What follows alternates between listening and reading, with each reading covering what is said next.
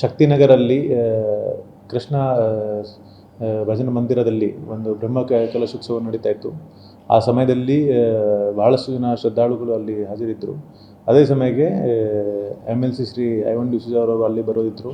And same time BJP MLA south Shri Vedavyasa Kamath ಕೂಡ ಅಲ್ಲಿ ಬರ್ತಾಯಿದ್ರು.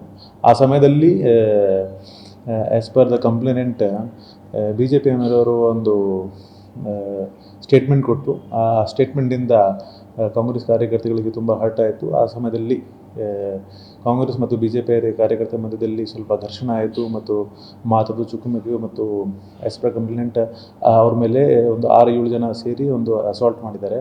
ಅವ್ರಿಗೆ ಬಾಡಿ ಮೇಲೆ ಒಂದು ಹಲ್ಲೆ ಮಾಡಿದ್ದಾರೆ.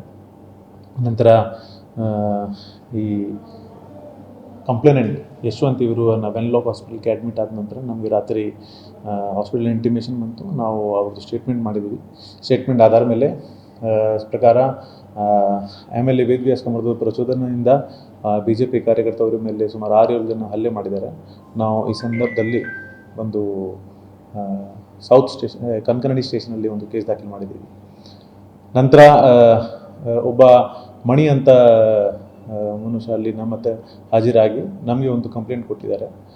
ಮಣಿ ನಮ್ಮ BJP ಕಾರ್ಯಕರ್ತ ಅವ್ರು ಹೇಳ್ತಾರೆ ದಟ್ ಆ ಘರ್ಷಣೆ ಸಮಯದಲ್ಲಿ ಅವರು ಕೂಡ ಹಾಜರಿದ್ದರು ಮತ್ತು ಕೆಲವು 6-7 ಮಂದಿ ಅವ್ರಿಗೆ ನಿಲ್ಲಿಸಿ ಅವ್ರಿಗೆ ಅವರು ಮಧ್ಯದಲ್ಲಿ ಮಧ್ಯಸ್ಥ ಮಾಡಲಿಕ್ಕೆ ಹೋಗುವಾಗ ಅವರಿಗೆ ಜಾತಿ ನಿಂದನೆ ಮಾಡಿದ್ದಾರೆ ಮತ್ತು ತುಂಬ ಕೀರು ವರ್ಡ್ಸ್ ಬಳಕೆ ಮಾಡಿ ಅವ್ರಿಗೆ ಹೆದರಿಸಿದ್ದಾರೆ ದಟ್ ನೀವು ಮಧ್ಯದಲ್ಲಿ ಬಂದರೆ ನಿಮಗೆ ಬಿಡೋದಿಲ್ಲ ಅಂತ.